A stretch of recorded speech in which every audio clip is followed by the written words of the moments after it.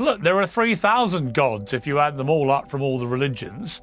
Who's to say your one's the real one? And what about the others then? Do they not exist? Are they not real gods?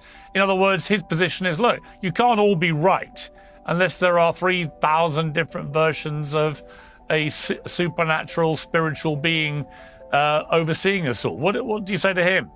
Yeah, well, I think it's a rather foolish argument in that competition doesn't negate objective reality.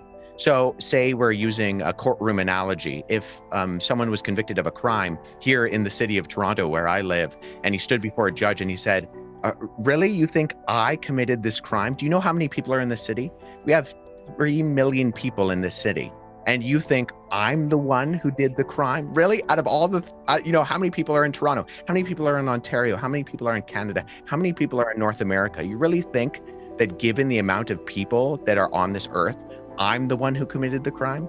We wouldn't then look at the judge and say, well, that's a good argument. Have you really thought about how many other people are around who, just because this particular individual you think committed the crime? Really?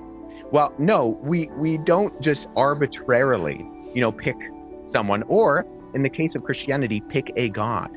We believe that the God of the Bible is the true God based on the evidence of not just what we find in the Bible, but, the fine-tuning of the universe, of the morality in the objective reality of this world, and the fact that we are, Piers, people who operate with morals, with meaning and intention, and have intrinsic worth.